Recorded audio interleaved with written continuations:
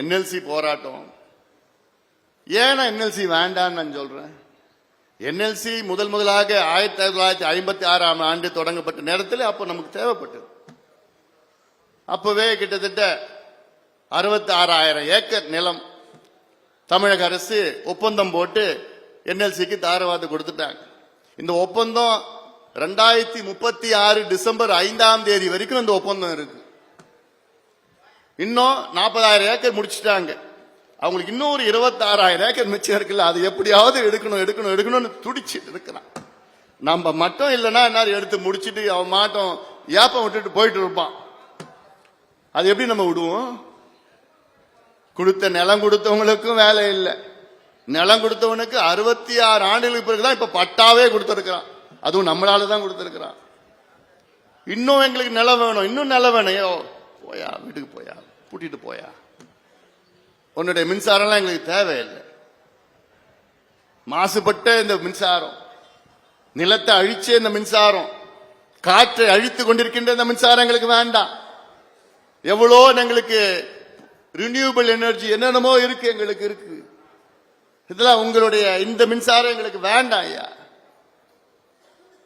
அதனால இதெல்லாம் ஆனா இன்னும் பார்த்தோன்னா இப்போ என் தம்பி செல்வ மகேஷ் அந்த கரிவெட்டின்னு ஒரு கிராமம், கிராமத்தில் நானும் போயிட்டேன். எல்லா கிராமத்துக்கும் நான் போனேன். நான் 3 நாள் நடைபயணத்தை போய் ஒரு விழிப்புணர்வு நடத்தினேன்.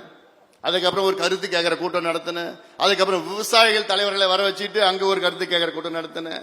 அதன் பிறகு துண்டு பிரசங்களை கொடுத்தேன் நான். அதன் பிறகுதான் போராட்டத்தையே நடத்தணும். அதன் பிறகு இந்த மாவட்டத்தில் கேட்டு கடையெடுப்பு 100 விழுக்காடு கடையெடுப்பு நடந்தது. இவ்வளோ பிரச்சனைகள் எதற்கு? இந்த மண்ணையும் மக்களையும் காப்பாற்றுவதற்காக. இந்த கரிவெட்டியில அங்க அந்த மண்ணை எடுக்கிறாங்க. அந்த மண்ணுக்கு அவங்க வீட்டுக்கும் இடத்துக்கும் இழப்பீடு கிடையலன்னு சொல்லிட்டு இருக்கிறாங்க.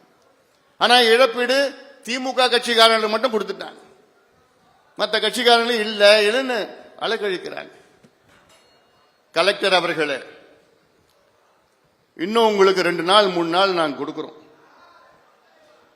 கரிவெட்டி பிரச்சனையை நீங்க தீர்க்கலன்னா வருகின்ற திங்கட்கிழமை செவ்வாய்க்கிழமை நான் வருவேன்.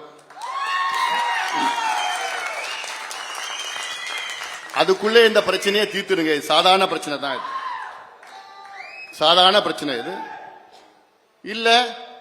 பழையபடி போராட்டம்லாம் வஜ்ரா வரணும்னா எங்களுக்கு பிரச்சனையே கிடையாது.